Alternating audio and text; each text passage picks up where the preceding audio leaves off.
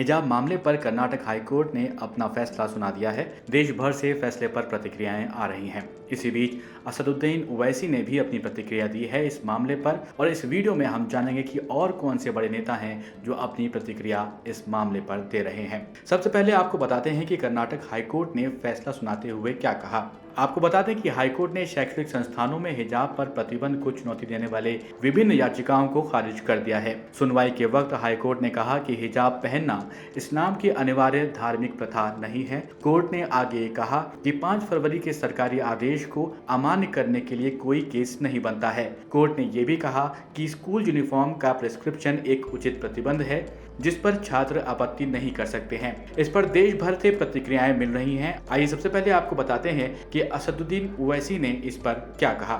Disagree करते हैं कि ये संविधान के ये सस्पेंड करता है फंडामेंटल राइट जो है फ्रीडम ऑफ रिलीजन को, एक कल्चर को, फ्रीडम ऑफ स्पीच और एक्सप्रेशन को, और ये आर्टिकल 15 को भी कि जो डिस्क्रिमिनेशन अलाउड नहीं है रिलीजन के ऊपर वो उसका भी वायलेशन करता है। तो ये 4-5 चीजों के लिए हम सुप्रीम कोर्ट हाई कोर्ट के जजमेंट के हम डिसएग्री करते हैं। और तीसरी बात यह है कि एसेंशियल रिलीजियस प्रैक्टिस हिजाब नहीं है। आप कैसे डिसाइड करेंगे एसेंशियल है ही नहीं है? आखिर बात कहाँ खत्म होगी?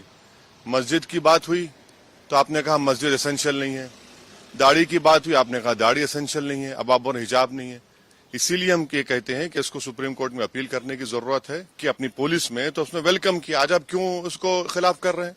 तो इसीलिए हर एतबार से ये संविधान के जो हमने आपसे कहा right to culture, freedom of religion, freedom of expression, freedom of conscience और आर्टिकल 15 का ये वायलेशन होता है। और संविधान का प्रियम्बल जो है ना, प्रियम्बल बड़ा इंपॉर्टेंट है।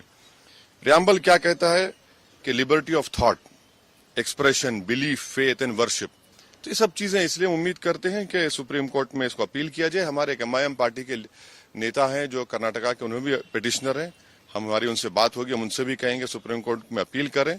और इसका एक और जो नेगेटिव इम्पैक्ट होगा, आप देखेंगे कि मुस्लिम महिलाओं पर टारगेटिंग होगी उनकी जगह जगह पर। अरे भाई, अगर कोई स्कूल को जाकर पहन रहा है, क्या उसमें बुराई है? इंग्लैंड में क्रिश्चियन स्कूल्स में, इंग्लैंड में उनके स्कूल में अलाउड है कि आप वही ड्रेस यूनिफॉर्म पहने और वही ड्रेस का कलर का हिजाब भी पहने। हिजाब मामले को लेकर कई और प्रतिक्रियाएं भी मिल रही हैं।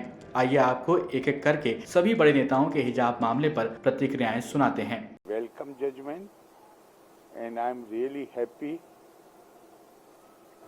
That this another conspiracy to push back मुस्लिम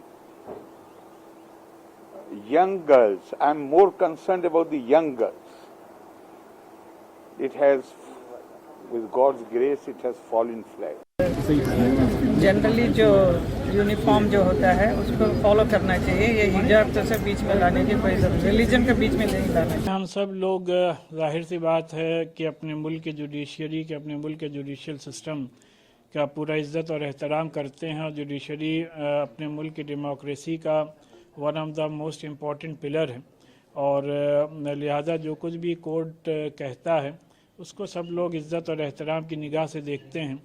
और जहाँ तक इस पर्टिकुलर केस का सवाल है तो जाहिर सी बात है इसके पूरे जजमेंट को हम लोग यहाँ के एडवोकेट्स पूरे स्टडी करेंगे और उसके बाद देखेंगे कि उसमें कोई रिलीफ मिल सकती है कि नहीं मिल सकती है।